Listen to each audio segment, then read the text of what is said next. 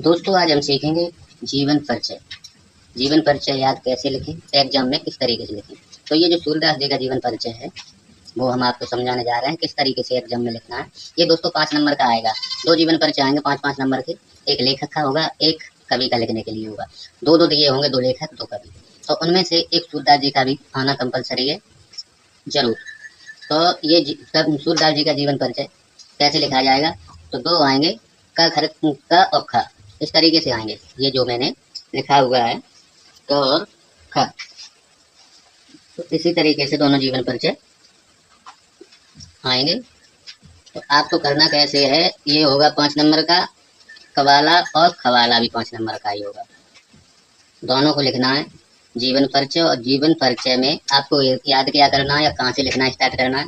जैसे आपने देखा, आपको नाम से ही लिखना है, कवि का नाम हो या किसी का नाम हो तो आपको वहीं से लिखना स्टार्ट करना है, चाहे लेखक का नाम हो चाहे कवि का। तो हमने सूरदास जी का जन्म ये लिखा। लिखने के बाद कब हुआ, 1478 सन 1478 ई में। दूसरी बात, सम्मत 1535 कहाँ हुआ और कब हुआ, बैसाख शुक्ल पक्ष पंचमी गुरुवार के दिन। कहाँ हुआ, रुनकता में अथवा सी में। इनका कोई एक मत नहीं है सभी लेखक विद्वानों का। तो कहाँ पर हुआ था, रुनकता क्लियर है या सी, लेकिन इनमें से एक भी आपको याद हो वही लिख सकते हो, चाहे सी लिख दीजिए चाहे रुनकता लिख दीजिए। तो रुनकता में हुआ। इनके पिता कौन थे, इनके पिता रामदास, पंडित रामदास सारस्वत थे या था, कुछ भी हो, जिस तरीके से जिस भाषा में लिखी हो उस तरीके से लिख सकते हो। सूरदास जी अपने पिताजी की आज्ञा लेकर, अरे भाई जब घर में पिता और माँ होंगे तो उन्हीं की आज्ञा से ही तो जाओगे, आज्ञा तो पूछ तो सभी लेते हैं, तो ये कोई याद करने की जरूरत नहीं है। तो वो अपनी पिताजी की आज्ञा लेकर या आज्ञा से कहाँ रहने लगे, यमुना नदी के गऊ घाट पर। यमुना नदी के गऊ घाट पर रहने लगे। जब यमुना नदी के गऊ घाट पर रहने लगे फिर क्या हुआ, फिर ये हुआ एक दिन ये वृंदावन की तीर्थ यात्रा में, वृंदावन की तीर्थ यात्रा में निकल पड़े। तीर्थ यात्रा में निकल पड़े तो जाते समय, देखिए दोस्तों मैं पढ़ के नहीं बता रहा हूँ, मैं तो जो जिस तरीके से लिखा है आप पढ़ लेना, लेकिन लिखना आपको कैसे है इसी तरीके से याद कर लेना है। ये कोई चीज याद करने की नहीं है, रट्टा मारने की जरूरत नहीं है। रट्टा मारोगे तो पूरा तुम लिख दोगे जीवन परिचय, पूरा लिख दोगे गलत हो जाएगा। 80 शब्द से ऊपर गया तो आपका गलत कर देगा एग्जामिनर। आपको 80 शब्द से ऊपर नहीं लिखना है। तो यात्रा पर जाते समय इनकी भेंट किससे हुई, भेंट हुई आचार्य वल्लभाचार्य जी से। आचार्य वल्लभाचार्य से हुई। तो वे कौन थे, इन्होंने गुरु बना लिए, इन्होंने उन्हीं से दीक्षा ली, उनसे भेंट हुई तो जिनसे सूरदास जी ने दीक्षा ली। दीक्षा का मतलब यानी शिक्षा भी उनसे ही प्राप्त की और उन्हें अपना गुरु बना लिया। दीक्षा लेने के बाद उन्हें अपना दीक्षा ली और उन्हीं के साथ गोवर्धन, कहाँ चले गए, गोवर्धन। और वहीं पर गोवर्धन जाने के बाद गोवर्धन चले गए और वहां पर इन्होंने कृष्ण की भक्ति, वहां पर रहने लगे, पूजा पाठ करने लगे और कृष्ण जी की भक्ति करने लगे गुरु जी के साथ। और क्या किया इन्होंने, और 1.25 लाख पदों की रचना कर दी। 1.25 लाख पदों की रचना कर दी। आपको दोस्तों क्लियरिटी दिखाई दे रहा होगा इसमें वीडियो में। 1.25 लाख पदों की रचना कर दी, जिनमें से 10 शास्त्र ही अब तक उपलब्ध हैं। 10 शास्त्र ही अब तक के लेखक ढूंढ पाए इनके पदों को। 10 शास्त्र ही अब तक उपलब्ध हैं। यह संख्या इतनी ज्यादा है कि इन्हें महाकवि की उपाधि मिली है, इतनी ज्यादा श्रेष्ठ महाकवि की, यानी सूरदास जी को एक श्रेष्ठ महाकवि की उपाधि मिली है। और जब ये भक्ति करते करते एक दिन क्या हुआ, कृष्ण जी की आरती करके ये परसौली चले आए। एक दिन कहाँ चले आए, आरती कृष्ण जी की करके परसौली चले आए। और परसौली आने के बाद ये दिख ही रहा है आपको, परसौली जब चले आए तो वहीं पर इनकी मृत्यु हो गई 1440 सम्मत और सन 1583 ई में इनकी जीवन लीला समाप्त हो गई, यानी ये खत्म हो गए। इनकी 1583 में इनकी जीवन लीला खत्म हो गई।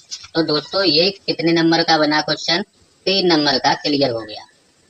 अब 3 नंबर का, अब तुम कहोगे भाई 3 नंबर का ही हुआ इतना लिखने के बाद, 80 शब्द लिख दिए, उसके बाद भी ये 3 नंबर का ही क्वेश्चन हुआ है। अब 2 नंबर का क्या करें? तो 2 नंबर की इनकी प्रमुख रचनाएं लिख देनी है। ये डाल के प्रमुख रचनाएं इनकी क्या क्या है, तो प्रमुख रचनाएं 2 नंबर की लिख देनी है। सूर सागर, सूरसावली, साहित्यिक लहरी, गोवर्धन लीला, नाग लीला, पद संग्रह। इनमें से कोई 2-3 याद हो, हाल लिख दीजिए।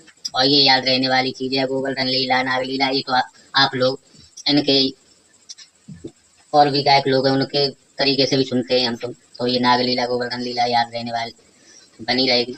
दूसरी बात, आपको 2 ही पेन यूज करने हैं, ब्लैक ब्लैक और ब्लू। ब्लू ब्लू का मतलब यानी नीला और काला, नीला और काला, ये 2 ही पेन यूज करने हैं। हमने तो आपको सिर्फ समझाने के लिए यूज किए हैं, इसलिए ये एजन लगाए हुए हैं, लेकिन आपको 2 ही पेन यूज करने हैं, ब्लैक और ब्लू। फालतू पेन यूज करने की एग्जाम में जरूरत नहीं है।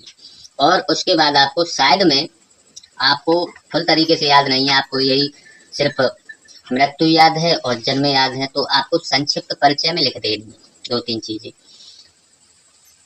सिर्फ जन्म, कब हुआ, कहाँ हुआ, कैसे हुआ, तो आपको ये कुछ नहीं लिखना है कब हुआ कैसे हुआ, सिर्फ ये लिखना है आपको जन्म की सन लिख देनी है। सम्मत याद हो या न हो, जन्म की सन, जन्म स्थान, रुनकता या सी, एक चीज याद हो वही लिख देना।